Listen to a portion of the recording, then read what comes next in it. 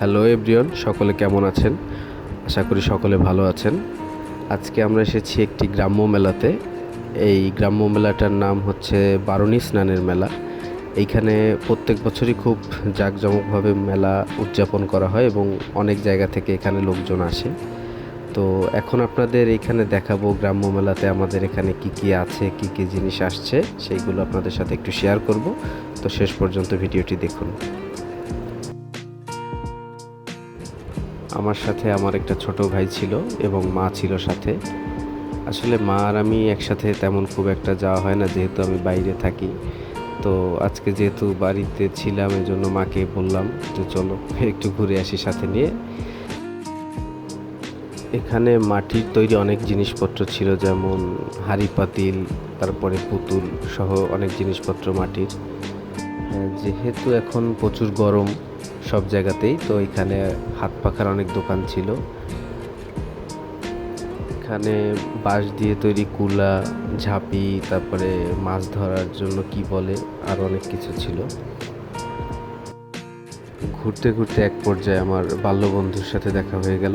সে তার ওয়াইফকে নিয়ে মেলায় ঘুরতে আসছে, তো তাদের সাথেও একটু আড্ডা দিলাম এখানে। বাচ্চাদের জন্য এইখানে ছিল ঘোড়া, পাশাপাশি ছিল নৌকা। নৌকাটায় শুধু বাচ্চারা নয়, এখানে ছোট বড় সকলে উঠতে পারে এবং খুব এনজয় করে দেখি এটাই। নাগরদোলাও ছিল। ছোটবেলায় নাগরদোলায় খুব ওঠা হতো। বাচ্চাদের জন্য আরেকটা মজার রাইডিং ছিল এখানে, এবং এইখানটাই সব থেকে বেশি বাচ্চাদের আমি দেখলাম বেশি মজা করছে, কারণ এইটা আগে এই মেলাতে ছিল না, এইটা নতুন, এই জন্য হয়। আবারও আরেকটা বন্ধুর সাথে দেখা হয়ে গেল অনেকদিন পরে। এইখানে এটাও নিজের দোকান। তোর সাথে একটু কথা বললাম দোকানের ব্যাপারে, কি পাওয়া যায় না পাওয়া যায় এই ব্যাপারে।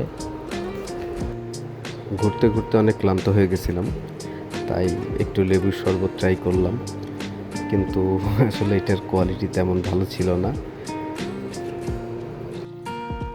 সবশেষে চলে আসলাম মেলার প্রাণকেন্দ্র, যেটা হচ্ছে, যার জন্য এটা নাম বারুণী স্নানের মেলা।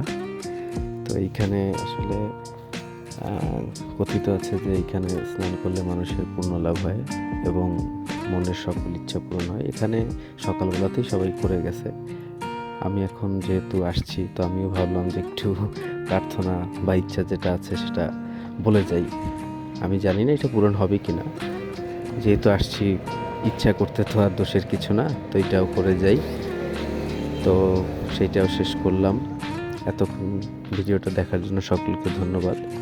সবাই সাপোর্ট করবেন, পাশে থাকবেন এবং সুস্থ থাকবেন। ধন্যবাদ সবাইকে।